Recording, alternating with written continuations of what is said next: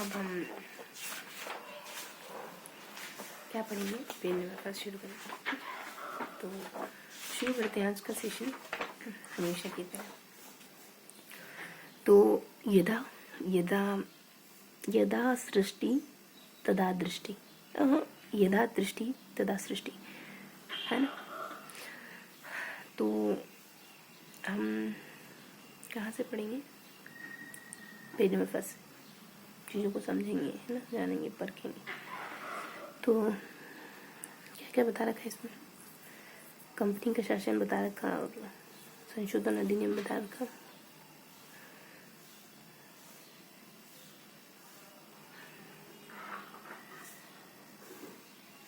है ना, चीज़ों को लर्न करेंगे। तो ये बताऊँ कि यहाँ से यहाँ तक क्या मेंशन, तो और फिर कंपनी का सेशन 73 से 58 तक चला।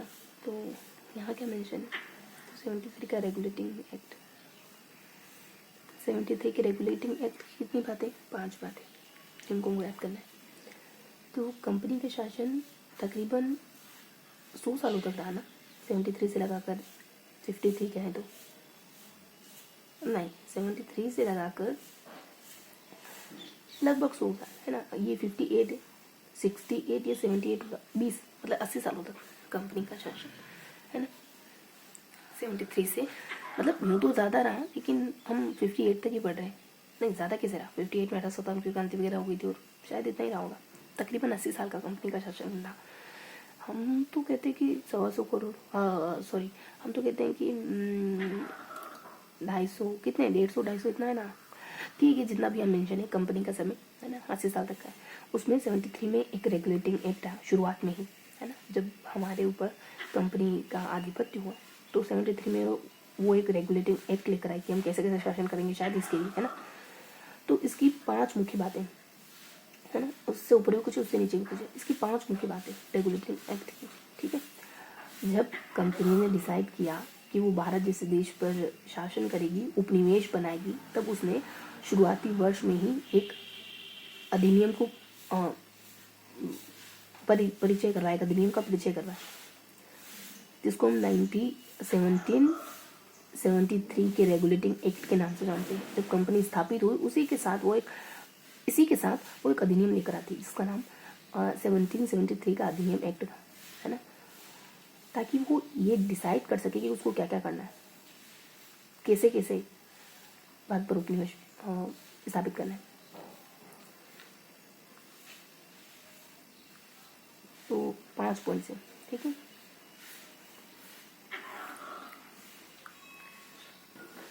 तो बंगाल के गवर्नर को बंगाल का गवर्नर जनरल नाम दे दिया गया। कुछ छोटे मोटे बदलाव किए जा रहे थे और उसकी सहायता के लिए 4 सदस्यीय कार्यकारी परिषद का गठन किया। को लेके कैसे पहले लॉर्ड वार्निंग हास्टिंग थे, ठीक है, एक तो ये बदलाव। दूसरा क्या हुआ, इसके द्वारा मद्रास एवं बम्बई के गवर्नर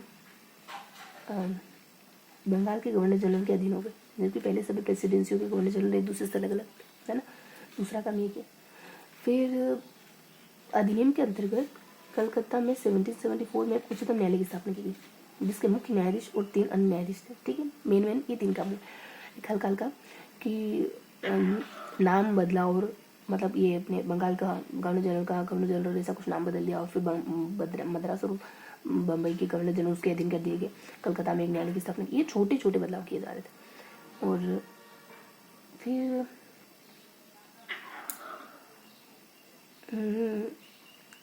उपहार रिश्वत, ये अच्छी बात हुई, है ना। कुछ बदलाव, कुछ छोटे बड़े बदलाव, है ना। न्यायालय स्थापित करना अच्छा काम था, नाम बदला, इसके अधीन करा। इनके कोई राजनीतिक कानून नहीं, जो हम शायद अभी बताने चल रहे, ठीक है।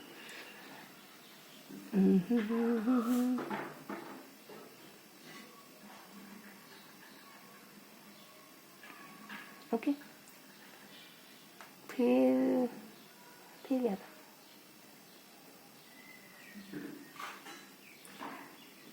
फिर क्या था, न्यायालय की स्थापना, और हाँ, रिश्वत वगैरह लेना मना करा, है ना। ये कुछ अच्छे काम करे।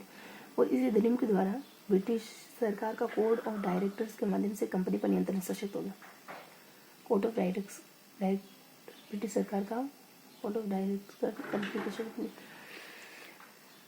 वैसे मतलब यूँ है कि कंपनी के शासन पर ब्रिटिश सरकार का आधिपत्य क्या, अंग्रेजी हमारे लिए तो चाहे कंपनी का हो ब्रिटिश सरकार का हो, है ना, इनकी इनकी इन्हीं में कुछ हो रहा है, मतलब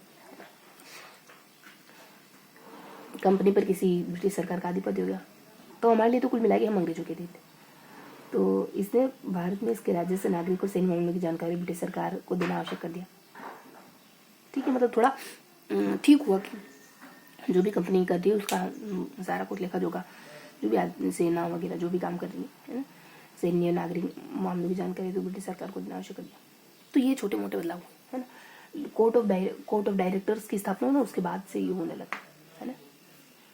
तो ये कुछ छोटे छोटे पॉइंट्स थे, ठीक है। तो इस तरीके से हमने देखा कि रेगुलेटिंग एक्ट के तहत कौन कौन सी बातें हैं, ठीक है। तो ये 5 बातें। इसके अलावा आपको 81 का एक संशोधन अधिनियम है ना। क्या है वो संशोधन अधिनियम? तो ये हमने क्या देखा, 73 का रेगुलेटिंग एक्ट पढ़ा। फर्स्टली हमने क्या पढ़ा, 73 का रेगुलेटिंग एक्ट, जिसमें हल्के हल्के से 5 पॉइंट है, बहुत सामान्य समझ से जनरल से 5 पॉइंट मेंशन है रेगुलेटिंग एक्ट में। तो पहले आपको ध्यान रखना है 73 का रेगुलेटिंग एक्ट, 1773 का रेगुलेटिंग एक्ट, पहला क्या ध्यान रखेंगे 1773 का रेगुलेटिंग एक्ट। दूसरा क्या ध्यान रखेंगे कि बस इतना ही है, बस एक ही बात ध्यान रखें, इसके 5 पॉइंट है, हल्के हल्के से कुछ 5 पॉइंट है, कुछ अच्छे हैं, कुछ ठीक ठीक है ना। नाम बदलना और किसी के अधीन कर देना, मतलब कुल मिला के कुछ अच्छे हैं। न्यायालय की स्थापना करना, रिश्वत लेना मना करना, है ना। और एक कोड ऑफ डायरेक्टर्स की स्थापना करना, जिसके माध्यम से देख रेख हो रही थी कंपनी के शासन पर। बात पे कुछ छोटी छोटी बातें, मद्रास बंगाल के गवर्नर को अधीन कर देना और बंगाल का गवर्नर जनरल नाम रख देना, है ना। 4 सदस्य 3 सदस्य, ये सब भी कुछ था, है ना। और तब ये जो न्यायालय की स्थापना होती है जिसके मुख्य न्यायाधीश होते हैं, हाँ, तो ये 4 जजेस थे यहाँ पे, 4 की बात है, वैसे सारा कुछ ठीक है। अब यहाँ देखते हैं 73 के कानून ठीक करने के लिए ब्रिटिश सरकार ने अमेंडिंग एक्ट 81 पारित किया, जिसे बंदोबस्त कानून के नाम से जाना जाता है, ठीक है।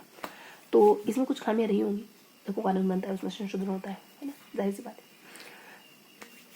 तो बंदोबस्त कानून आया, इसके सुधार के तौर पर। अब यहाँ देखते हैं, समय तो होगा अपने पास 20 मिनट तक हमको देखना है, काफ़ी समय अपने पास है ना, खूब समय। तो खूब समय है, तो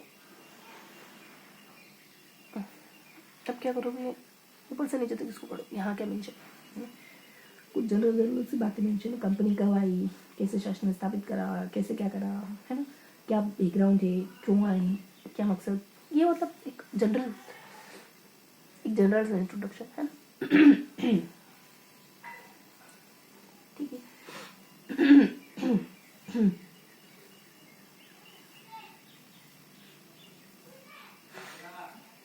तो एक जनरल इंट्रोडक्शन हो गया ना।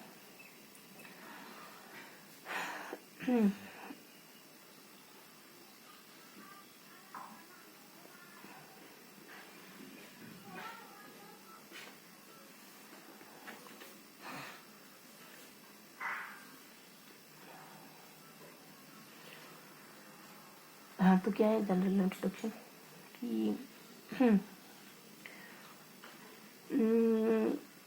1857 की क्रांति के बारे में मेंशन, फिर आज़ादी का जिक्र भी है, ठीक है, कि हम आज़ाद हुए 26 जनवरी 50 को, ठीक। फिर 15 अगस्त 1947 का भी जिक्र है ना। इस समय क्या हुआ था,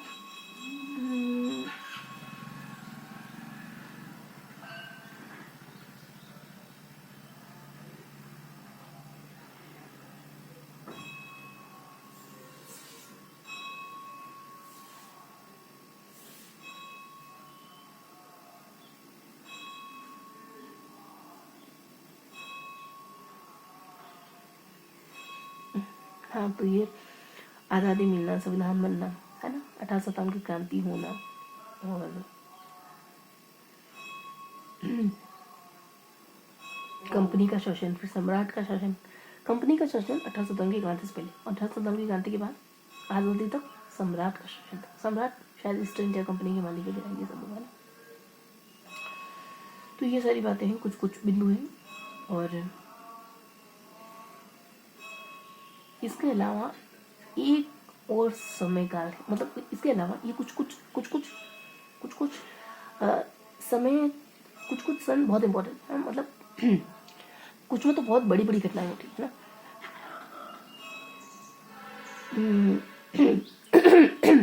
1947, मतलब 1947, 1950, 1855 है ना, आज़ादी, लोक संविधान बनना, विद्रोह होना है ना। इसके अलावा भी कुछ कुछ बातें, जैसे भारत में ब्रिटिश ईस्ट इंडिया कंपनी व्यापार करने के लिए कब आई? तो 1600 में उनको अनुमति मिली और 8 सालों के बाद आई, 1608 में है ना। और आने के लगभग 150 सालों के बाद उसने क्या किया, व्यापारिक कार्यों तक सीमित है, लेकिन 65 में लगभग इसके 150 सालों के बाद बंगाल, बिहार और उड़ीसा के दीवानी अधिकार प्राप्त कर लिए, मतलब जो राजा के अधिकार थे, राजस्व कर वसूलना और ये सब। 150 सालों में सिर्फ क्योंकि हम बिजनेस करेंगे आपके देश में, बिजनेस से मालिक बन गए, हम राज करेंगे आपके देश में, ऐसा कुछ हो गया। कैसे हो सकता है यार? अपने घर में मान लो कोई आप सर्वेंट रखें और तो एक में घर का मालिक बन जाओ, हो सकता है शायद उसमें कुछ, अपन क्यों सोचें सब, ठीक है। तो हम सोचेंगे कि कैसे फिर सही हो गया, है ना, सब कुछ। तो ये है बंगाल, बिहार और उड़ीसा थे ना, बंगाल, बिहार और उड़ीसा, ठीक है। फिर आज़ादी मिली, ये तो अपन जानते ही है ना। आवश्यकता संविधान बना के, है ना। फिर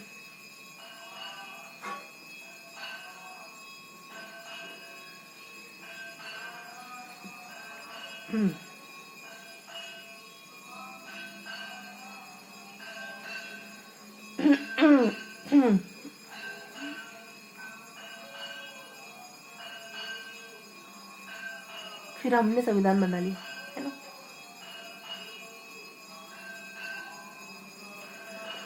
जिनके कारण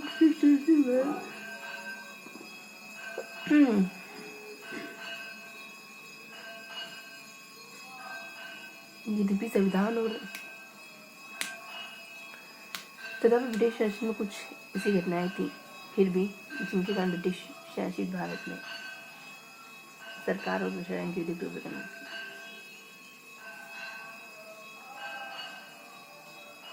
और इन घटनाओं ने हमारे संविधान और राजतंत्र पर गहरा प्रभाव छोड़ा। उनके बारे में विस्तृत व्याख्या 2 शिक्षकों के अंतर्काल क्रमिक रूप से की जाएगी, ठीक है। तो ये सब है ना। तो इस तरीके से हमने कोई जाते हैं, ठीक है। अब इसको रिवाइज करते तो ज़्यादा कुछ नहीं, बस 5 पॉइंट है और एक बेसिक इंट्रोडक्शन है, ठीक है। मतलब कि रेगुलेटिंग एक्ट के कुछ रेगुलेटिंग 1773 का रेगुलेटिंग एक्ट और एक बेसिक सा इंट्रोडक्शन है, ठीक है। 1773 का रेगुलेटिंग एक्ट, जिसके अंतर्गत कुछ 4 से 5 बिंदु आते हैं, है ना। कुछ अच्छी बातें थी कि न्यायालय स्थापित करा, रिश्वत लेने से मना करा, कोड ऑफ डायरेक्टर्स की स्थापना करी, कुछ नाम बदले, किसी को किसी के अधीन कर दिए, कुछ खास महत्व नहीं, है ना। और इसके अलावा हाँ, 1600 में इजाज़त मिलती, 1608 में व्यापार करने के लिए आते हैं और 65 तक 150 सालों के बाद लगभग 150 सालों के बाद दीवानी और राजस्व अधिकार प्राप्त करते हैं और फिर 47 में आज़ादी मिलती है और 1857 का विद्रोह होता है, उससे पहले फिर आज़ादी मिलती है और फिर संविधान का जिक्र आता है। फिर समयकाल 2 तरीके से बटा हुआ है, 73 से लगाकर 1857 की क्रांति तक और 1857 की क्रांति से लगाकर 47 तक आज़ादी मिलने तक। पहला जो था वो कंपनी का अधिपत्य था, दूसरा सम्राट का, ठीक है। तो इस तरीके से हमने पूरा पेज पढ़ा है। हमारे पास अभी समय है तो हम ऐसा करेंगे कि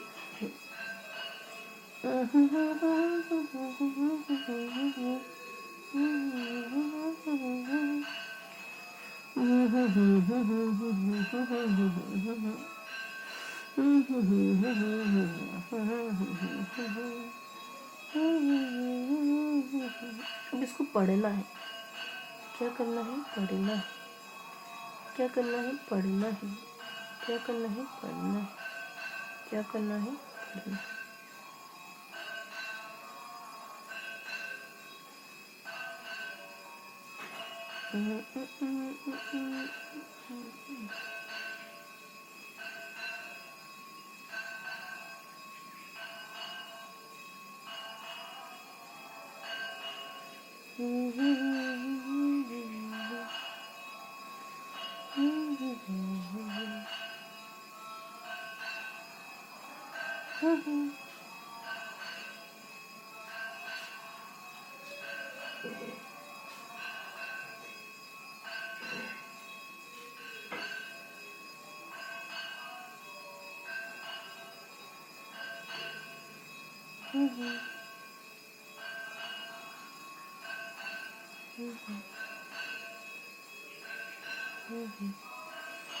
ठीक है।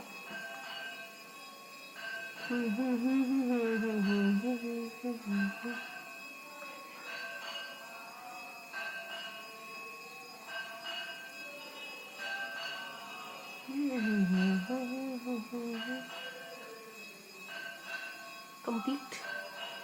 पढ़ो, चलो चुपचाप पढ़ो। भारत में ब्रिटिश, है ना, समय है ना, कम से कम एक रीडिंग कर लो, 4 मिनट।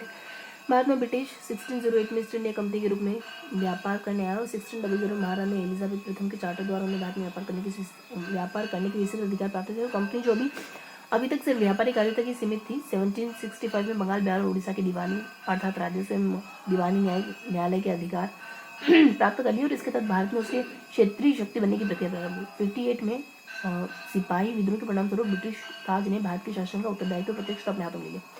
यह शासन 15 अगस्त 47 में भारत के स्वतंत्रता रूप से जारी रहा। स्वतंत्रता मिलने के साथ ही भारत के लिए एक संविधान की आवश्यकता महसूस हुई। यहाँ इसको अमल में लाने के उद्देश्य से 46 में संविधान सभा का गठन किया। 26 जनवरी 50 को संविधान अस्तित्व में आया और यद्यपि संविधान और राज्य व्यवस्था की अनेक विशेषताएं ब्रिटिश शासन से ग्रहण की गई थी, तथापि ब्रिटिश शासन में कुछ ऐसी घटनाएं थी जिनके कारण ब्रिटिश शासित भारत में सरकार और प्रशासन की विधि को विकार मिली थी। इन घटनाओं ने हमारे संविधान और राष्ट्र पर गहरा प्रभाव छोड़ा। उनके बारे में विस्तृत व्याख्या 2 शीर्षकों के अंतर्गत कालक्रम रूप से किया याद दी। कंपनी का शासन 73 से 58 तक रहा और सम्राट का शासन 58 से 47 तक। कंपनी का शासन 73 से 58 तक, 73 का रेगुलेटिंग एक्ट, 73 का रेगुलेटिंग एक्ट। इस अधिनियम का अत्यधिक संवैधानिक महत्व था, यथा भारत में ईस्ट इंडिया कंपनी के कार्यों को नियमित और नियंत्रित करने की दिशा में ब्रिटिश सरकार द्वारा उठाया गया पहला कदम। इसके द्वारा पहली बार कंपनी के प्रशासनिक और राजनीतिक कार्यों को मान्यता मिली और इसके द्वारा भारत में केंद्रीय प्रशासन की नींव रखी गई। क्योंकि ये बात हमने पढ़ी, ध्यान रखेंगे कि कंपनी के कामों को रेगुलेट करने के लिए ये अधिनियम आया था, है ना। कंपनी कैसे काम करती है, उसके प्रशासनिक अधिकार क्या है, उसके दायरे क्या है, राजनीतिक दायरे क्या है ना। प्रशासनिक राजनीतिक मान्यताएं मिली उनके कामों को और केंद्रीय प्रशासन की नींव रखी गई भारत में। ठीक है, जो भी था। इस अधिनियम की प्रमुख विशेषता इस प्रकार थी। इस अधिनियम द्वारा बंगाल के गवर्नर को बंगाल का गवर्नर जनरल पद का नाम दिया गया और उसकी सहायता के लिए 4 सदस्यीय कार्यकारी परिषद का गठन किया गया। और उल्लेखनीय है कि ऐसे पहले गवर्नर नाम ध्यान रखेंगे लॉर्ड वॉरेन हेस्टिंग्स। और इसके द्वारा मद्रास से मुंबई के गवर्नर बंगाल के गवर्नर जनरल के अधीन हो गए और जबकि पहले सभी प्रेसिडेंसियों के गवर्नर एक दूसरे से अलग। अधिनियम के अंतर्गत कलकत्ता में 1774 में उच्चतम न्यायालय की स्थापना की गई जिसमें मुख्य न्यायाधीश और 3 अन्य न्यायाधीश। इसके तहत कंपनी के कर्मचारियों को निजी व्यापार करने और भारतीय लोगों से उपहार व रिश्वत लेना प्रतिबंधित कर दिया गया। और इस अधिनियम के द्वारा ब्रिटिश सरकार का कोड ऑफ डायरेक्टर्स के माध्यम से कंपनी पर नियंत्रण सशक्त हो गया और इसने भारत में इसके राजस्व, नागरिक, सैन्य मामलों की जानकारी ब्रिटिश सरकार को देना आवश्यक कर दिया। 81 का संशोधन अधिनियम है और रेगुलेटिंग एक्ट ऑफ 73 की खामियों को ठीक करने के लिए ब्रिटिश संसद ने अमेंडिंग एक्ट ऑफ 81 पारित किया जिससे बंदोबस्त कानून के नाम से जाना। इस कानून की विशेषता नहीं की, यहाँ पढ़ा कुछ खास हमने ध्यान नहीं दिया, लेकिन पढ़ तो लिया ना हमने कि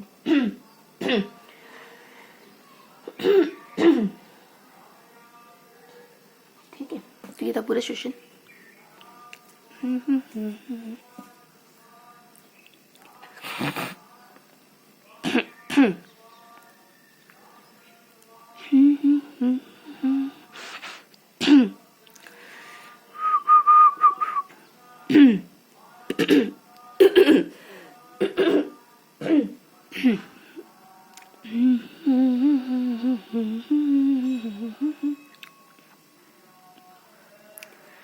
मिलते हैं अगले सेशन में, तब तक के लिए हंसते मुस्कुराते हैं, दिल से मेहनत करते रहें, दिल से पढ़ाई करते रहें। एंड वन मोर थिंग, जय हिंद।